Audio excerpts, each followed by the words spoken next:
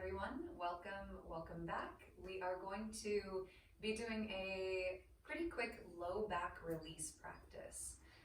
This is going to be an opportunity for us to focus our attention and awareness on the connective tissue that runs all along our whole back body. And sometimes when we are experiencing low back pain, this can be a really great way to release some of that built up tension. Now, another thing, especially when it comes to a sensation of tightness, we tend to want to just address that tightness with stretching. And one thing I want you to think about is that stretching is a good thing, but when you have something that is already tight, if all you do is stretch it, then there's an element of that is just pulling it tighter. So if you think of a rubber band, if you pull on a rubber band, it gets more taut. And it's when you release that stretch that it actually relaxes. Our muscles work kind of the same way. And so if we only address tight muscles with stretching or tightening it more, then we might be exaggerating the issue rather than addressing it the way that we think we are. Now, this doesn't mean stretching is a bad thing by any means. We're going to be doing some stretching and we're going to try and release some of the tension in that way. Another way that you can release tension is actually by contracting the muscles that are tight. Now, it seems counterintuitive. If something is tight and sore, I don't want to work it. I don't want to contract it, but it's that relaxed rubber band example. If I tighten something and then I relax it, then I'm going to get a release of that tension. So by engaging a group of muscles that is actually tight, we have the opportunity to then relax it, and that's how we can release some of the tension. So for the active portion of this practice, kind of have that idea in mind, like I know that I'm working these areas in order to relax them. We are going to start in seated, so go ahead and make your way down to your seat. Now you may notice that I have a couple props here next to me. I have 2 blocks and I also have a chair. These are interchangeable. If you have a couple of yoga blocks, then I would say grab those. If you don't have yoga blocks, then grab a chair if you have one handy, and we'll be using that for one of our postures today. So go ahead and settle into your seat. Now, we're going to be here for a few moments. Another prop that you can use is you can grab a cushion or a pillow and elevate your hips a little bit by placing the cushion underneath your sits bones. What this does is it helps to create a little space in order for us to more comfortably sit in a neutral pelvis. What tends to happen if our hips are tight, we might come into a posterior tilted pelvis, or that's more common to be kind of in this posterior tilt. We could also end up in an anterior tilt, but we want that pelvis to be as neutral as possible. Having the cushion underneath our seat, it just gives us space in order to sit here. Now, if your knees are higher than mine, that's okay as well. It all just depends on what's going on in the hips, in the low back. So don't worry about this looking a particular way. Just go ahead and try and find a seat that is as comfortable as possible. Once you're there, go ahead and close down your eyes.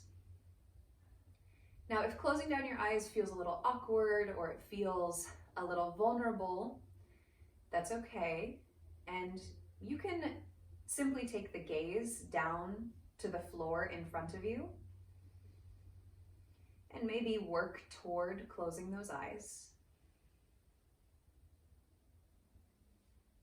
Drawing the breath in through the nose and out through the nose.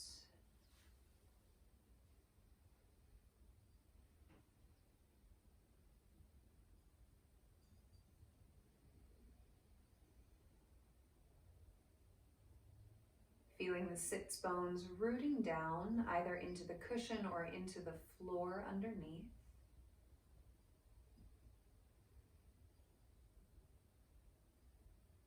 And then as you feel the weight in the hips, that connection to the earth beneath you, feel a lightness starting from your rib cage, your shoulders, all the way up through the crown of your head.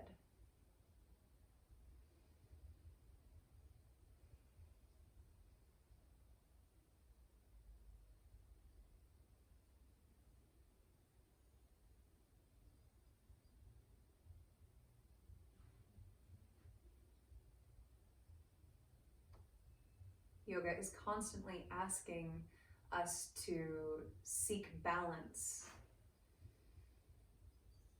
and to understand that balance comes with understanding both ends of the spectrum, strength and softness, grounded yet light.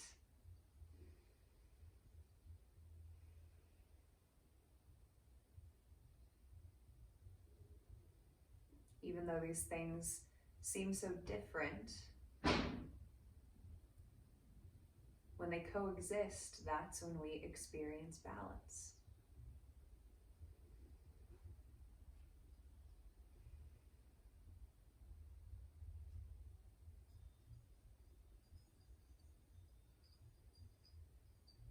Your eyes are still closed or down at the floor. We're going to do a couple rounds of what's called box breathing.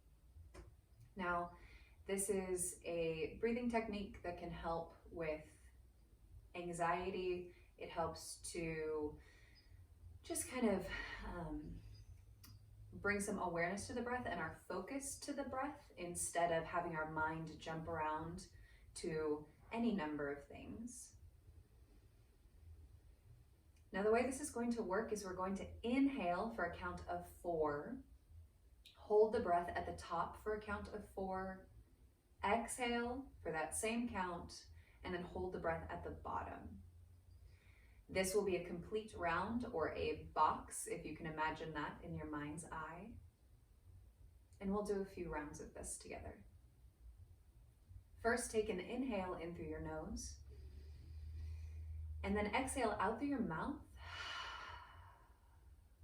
One more time. Inhale in through your nose, and exhale it out through the mouth.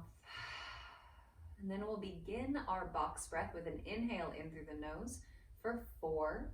Fill it up. 3, 2, 1. Hold at the top. 4, 3, 2, 1.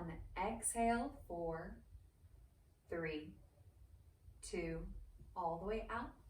And then hold. 4, 3, 2, 1. Again, inhale. 4, 3, 2, 1. Hold. 4, 3, 2, 1. Exhale. 4, 3, 2, 1.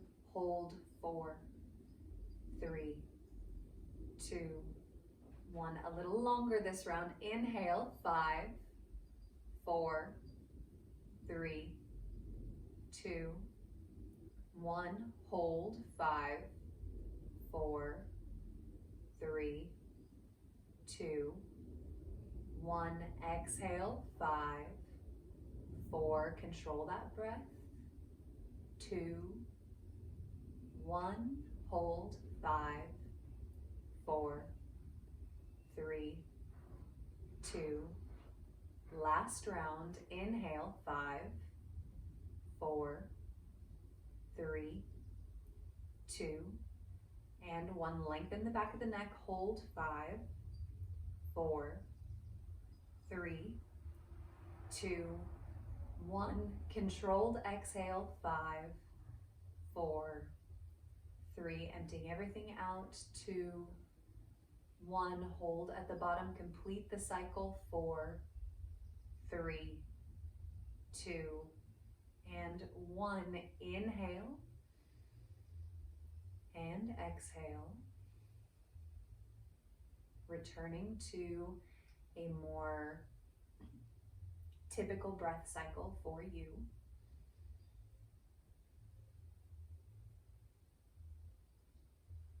Now, if at any point during that exercise you notice that you were seeking breath or struggling to hold your breath, that's okay. A breath practice like this is also good for improving lung capacity. And so if it was challenging today, it doesn't mean that there's anything wrong with you or that you are deficient in any way. It just means it was challenging today.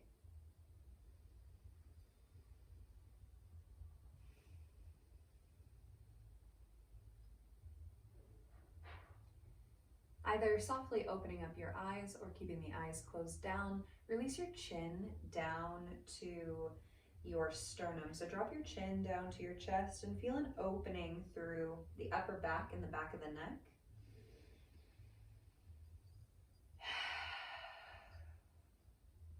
And then we're going to take our chin and move it over to the left so that it's pointing down toward the left collarbone. Now you're feeling a little more of a stretch on the right side of the neck. Then the left ear is going to drop back behind the left shoulder as that opening comes more to the front right side of the neck. Then we're going to roll the head all the way back and around until that right ear is dropping behind our right shoulder. Then we've got to rotate the chin so the chin comes down, pointing down toward that right collarbone. And then we come back to our starting position in center. We're going to go that same direction one more time, chin to the left collarbone. Drop that left ear back, trying to find a little smoothness through the cycle. Circle the back of the head around. And then right ear dropping back, chin to the right collarbone. And then chin to chest. Then we're going to reverse the opposite direction, so chin goes to the right first. Drop that right ear back, hands and shoulders stay soft. Rotate the head all the way around the back. Chin comes forward and down, and then through center. One more time. Chin over to the right. Drop that right ear back. Circle it out. Left ear dropping back. Rotate the chin to face down toward the left collarbone, and then back in to the chest at center. Inhale, lift the chin all the way up toward the ceiling. And then exhale, bring your chin into your chest. Take the hands, interlace the fingers on the back of the head. Don't pull here, just let the weight of the arms and the elbows add a little bit of a load to this stretch as you open up that upper back and the back of the neck.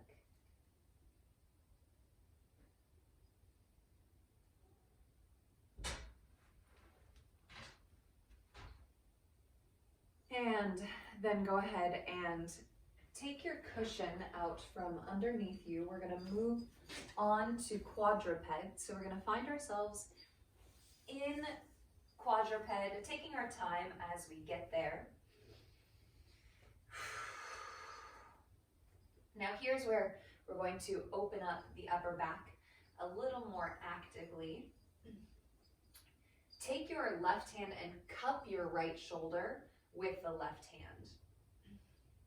We're going to hold firm here and then step our left foot out to the left as we open up the left hip, and that knee is at about 90 degrees. Then we're going to open the chest over to the left and relax the neck down. And you might feel this opening happening on the top of this left hip. Make sure that neck is relaxed, that left hand is still cupping the right shoulder. Right arm is straight and strong.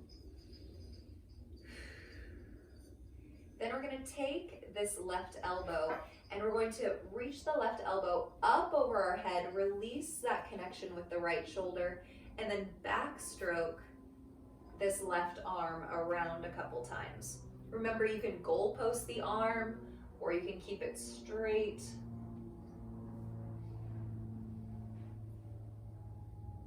And then bring that left hand to the top of your left hip. Keep the neck relaxed as you open that left shoulder a little more, and then reach through those left fingers and extend through the wrist as you pull those fingers back.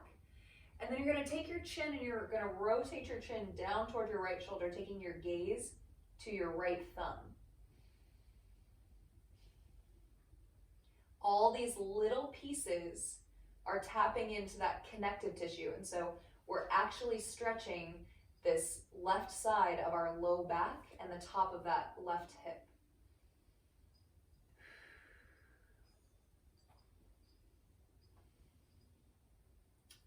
Bring that left hand back down. We're going to lower down onto our right forearm. So the palm could be down, or make a fist and you're kind of on the outside of that right forearm.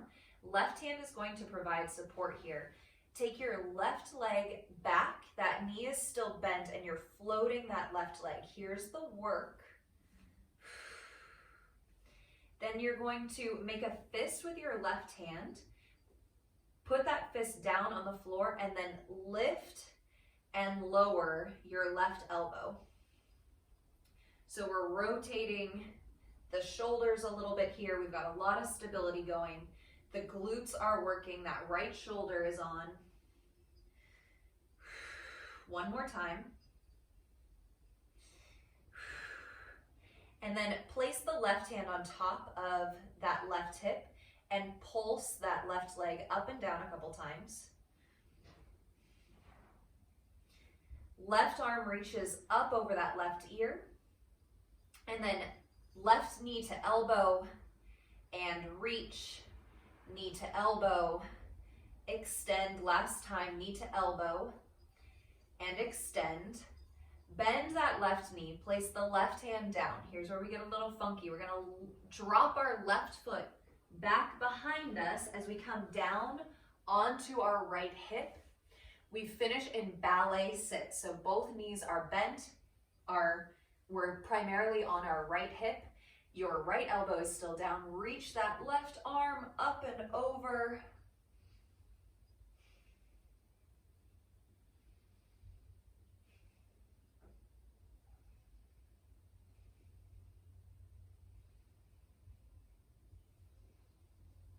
And then you very well might be well off your mat by now. We're going to extend our left leg back behind us as we come into half pigeon. So half pigeon, our right knee is bent. We're squaring the hips and the shoulders over our right shin. Now our right shin, it doesn't have to be 90 degrees. That right heel is actually kind of underneath your left hip bone. And we want to feel this stretch in the structure of the right hip.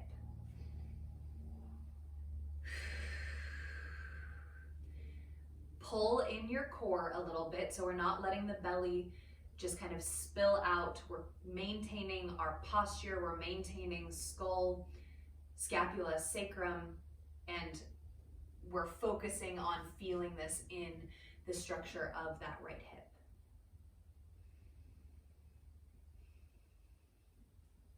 Press yourself up onto your palms, and then we'll come back to tabletop. If you want to reorient yourself on your mat, go ahead. We'll be out of orientation soon enough. Stacking those wrists back underneath the shoulders. This time we're going to take the right hand, we're going to cup the left shoulder, and then that right foot is going to come out to the right, knee is at 90 degrees, and then open the shoulders over toward the right, relaxing the neck. Make sure your glutes are still working. So we could very easily just collapse into our bones here and just let our bones hold ourselves up, but we want to be active. So you're squeezing your glutes, you're feeling that opening on the top of that right hip. Relax the neck. Left arm is straight and strong, right elbow comes up over the head, Fingertips lift off of that right shoulder and then circle it out.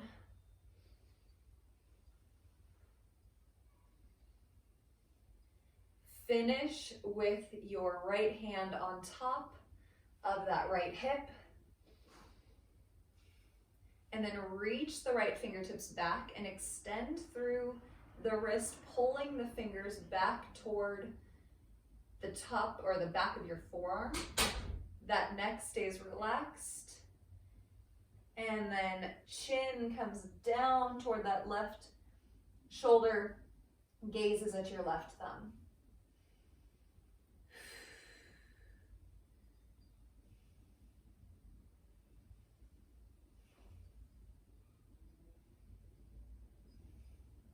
Right hand comes down, left forearm comes down. You can use this right hand for support. Lift your right leg, glutes are on. Now, if you need to keep this right hand for support, that is totally fine. If you want to kick your left foot back a little bit, that's another way you can kind of find a little more support here. Left hand goes to the top of the right hip, pulse out, up and down. That right leg, both glutes are gripping. And make a fist with your right hand. Place that fist down on the ground and then pull your right elbow up and hand comes down, up and down. 2 more here. Rotating the shoulders, up and down. And then reach that right arm long over the right ear. And then we're gonna go knee to elbow and extend, knee to elbow, extend, last time, and extend. Right hand comes down. We're going to release that right foot back behind us as we come onto the left hip, ballet sit. Left forearm is still down. Reach that right arm up and over.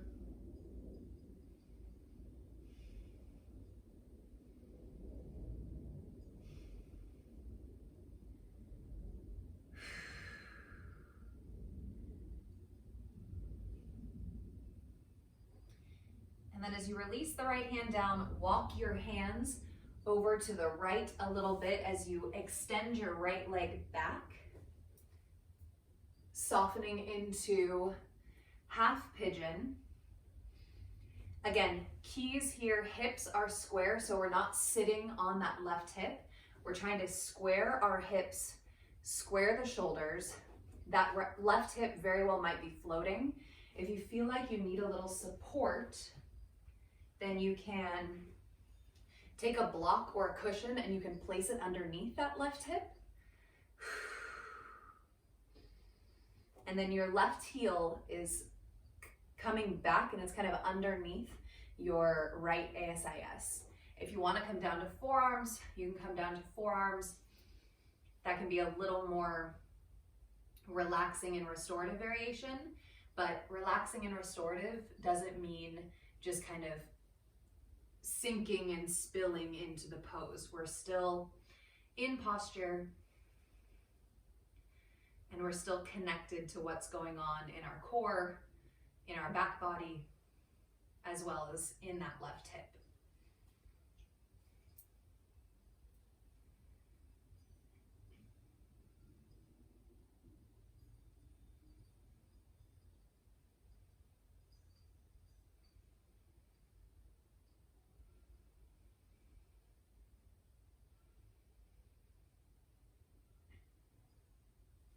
And go ahead and press yourself up once again, coming into tabletop.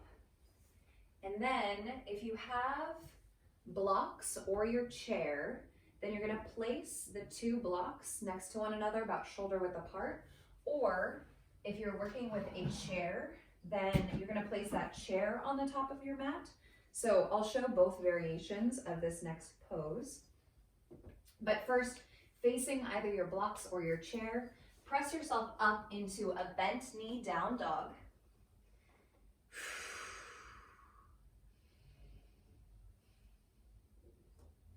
And then we're gonna walk our hands back to meet our feet, coming into a happy squat bending those knees, more importantly, flexing at the hip joints. Let the neck relax. And then take your hands and cup your skull.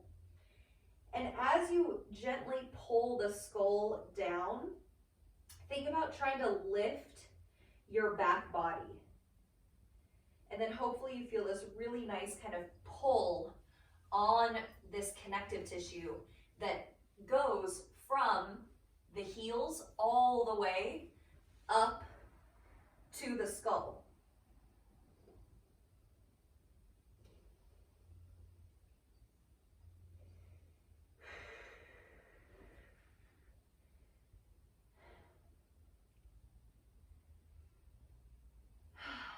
Go ahead and release the hands, squeeze your glutes and stand it up. And then walk forward to your blocks or your chair. And so we're gonna find that same happy squat, but our hands are going to either come to the blocks or our chair. So we're gonna think about hinging at those hip creases. You can use your fingers in your hip creases as you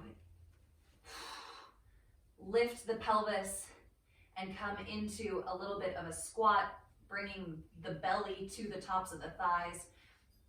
And then hands connect either to your two blocks or to a chair.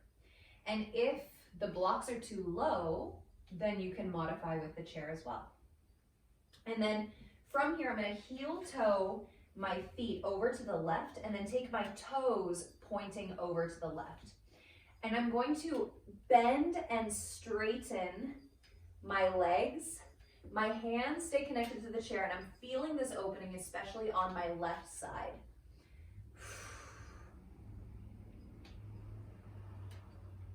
And then go ahead and hold in a bent knee position, reaching those hips back, flexing at that hip joint. And then heel toe your feet back to center and then over to the right, finishing with your toes pointing at an angle to the right. And you bend and straighten, keep the neck relaxed.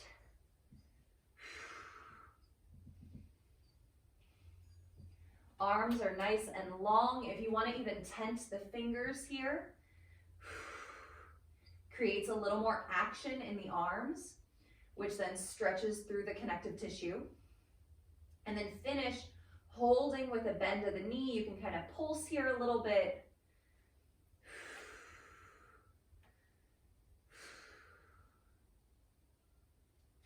And then heel toe back to center. And if you were on blocks, it would look exactly the same. You would just be a little bit lower with your reach. From here, go ahead and come down onto your seat, and we will finish with one more back body opening. Take your left knee, bend the left knee, bringing the left foot in toward your right inner thigh, and then extend your right leg at a bit of an angle. Now, if this is uncomfortable or you feel too much strain on your knee, then you could place a cushion underneath to bring a little softness to that knee joint. It's a really nice way to support that joint.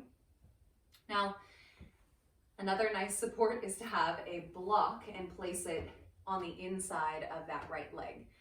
And so left hand is gonna go on the top of the left thigh, and you're gonna gently push that left thigh down. Try not to scrunch your shoulder up when you do so. And then start to let yourself lean over to the right. And you're bringing your right elbow to the inside of your right leg. Now, it can look something like this, where you just let the arm drape on the inside. This is the really comfy variation, is to bring your elbow onto a block and rest your head in that right hand.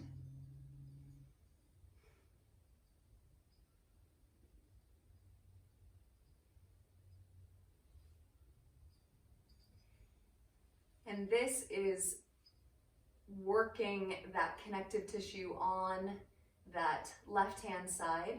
So go ahead and take your left hand off of your left leg. You're going to take your fingers and see if you can just work it up and down on the left side of your low back, a little bit on your side body, in between your rib cage and your pelvis. And if it feels a little bit tender or a little bit sore, then you're just feeling some tightness, some inflammation, and you're helping to release that a little bit.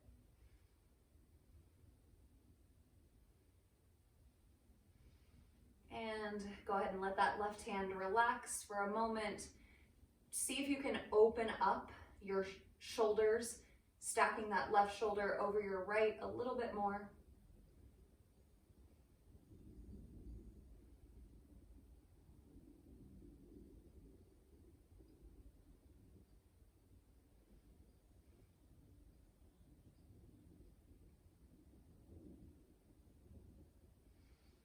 And go ahead and carefully come up.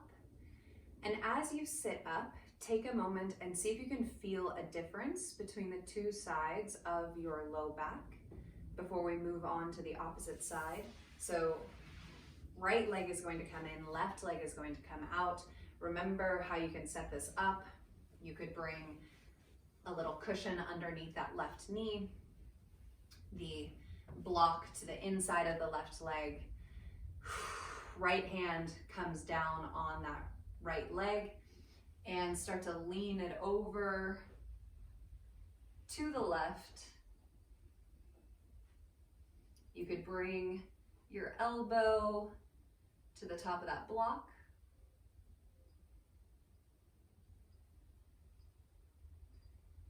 And finding a nice calm breath here.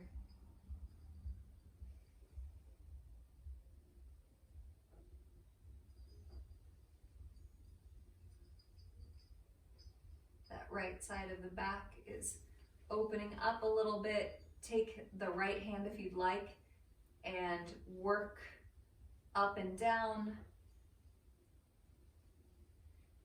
giving that space a little bit of a massage, focusing on the area in between the pelvis and your ribs, the bottom of your rib cage or your low ribs.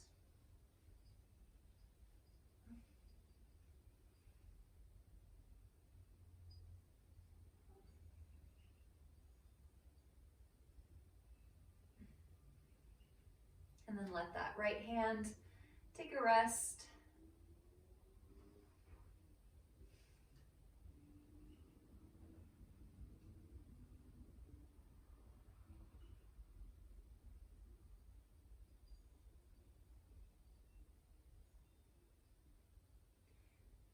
And then carefully lift yourself up. You can remove your block. And if you have a cushion, maybe take that cushion and place it underneath your seat.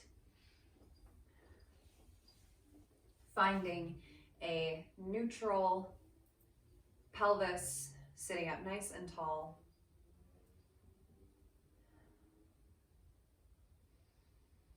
Closing down your eyes and bringing your mind's eye, bringing your awareness to the low back, especially the sides on either side of your spine, the tops of your hips.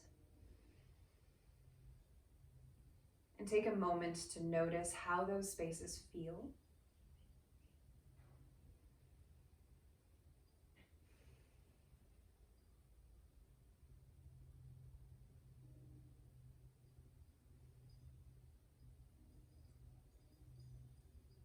And then take a moment to notice how you feel.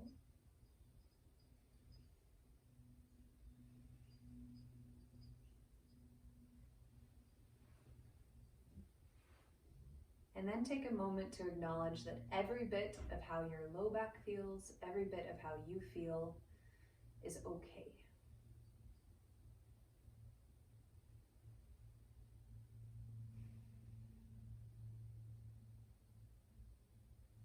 Hands come together at heart center, backs of the thumbs connect with the sternum.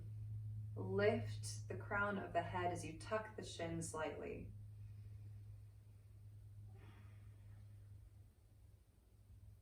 Thank you for your practice today. Namaste.